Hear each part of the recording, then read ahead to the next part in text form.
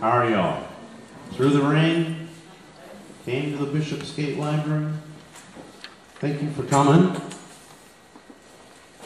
Do we all need to get into a little call and response? Anything to warm you guys up? Anything like that? How about a big sigh of relief that Barack Obama won the U.S. election? Great. Welcome to tonight's episode of Don't Shush Me.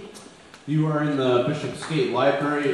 This is a library established in 1895. It's the premier place of where you can come and use their reference books. It's free. You can't take anything home, but you can come and examine London and free thought and all sorts of things. Free thought is, well, I'll get to that later.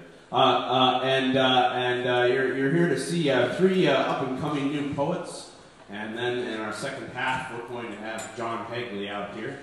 A couple bits of business real quick.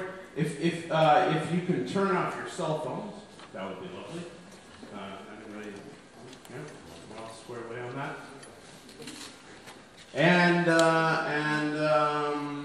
Yeah, Apples and Snakes is sponsoring this night, and you'll find a lot of Apples and Snakes event flyers and books and so on at the front of the room there. Is there any questions? Any comments from the audience?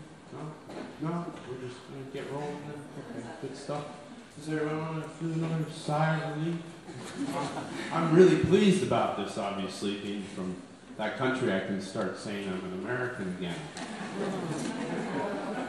My name is Guy J. Jackson, by the way. I'm comparing tonight. Usually I tell stories. I have a new CD out myself on fboxrecords.co.uk. So I'll just sort of loosen you up with a story before I begin introducing the poets. And yeah, this is called Sailor Joe. This.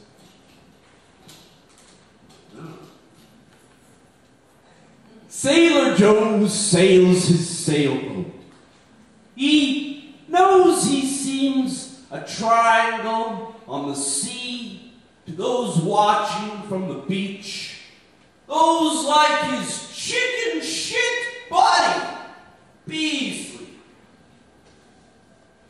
Sailor Joe sometimes dances a jig on his sailboat's deck.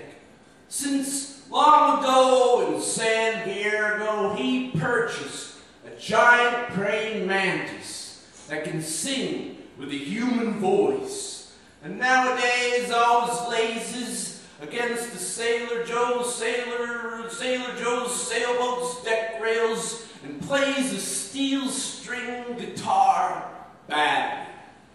The giant praying mantis sings without rhythm or tone or tune, singing, Sailor Joe, he always knows what you don't know. You don't know what's behind the curtain of the sea. But Sailor Joe knows and he won't tell. The knowledge is too melancholy. He'd much rather you happy in fact and free. Giant praying mantis didn't play or sing in the afternoons or the twilights. It just sat against the deck rails and waited for a giant cricket to hop into the boat from across the water, from across the land, and the giant cricket usually did, and the giant praying mantis ate it for a most splendid supper. Sailor Joe watched the sunset each night with a great big grin.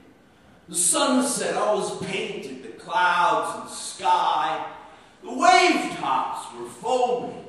The ocean thundered and thrummed beneath the sailboat.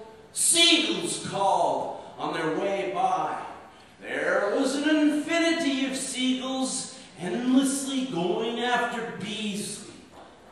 Through a golden telescope, Sailor Joe watched watched Beasley and Beasley's fruitless battles versus the seagulls. Beasley was undone by the high seas, but he was certainly no better off on the beach defending his hill of rotting garbage.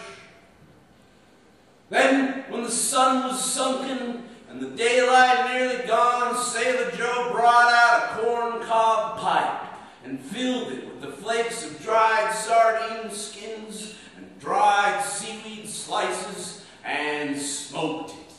The giant praying mantis would retrieve its steel-string guitar from wherever it had carelessly left the guitar lying on the ever-tilting deck, and it would begin to sing and strum as the moon rose rotund. Hey there!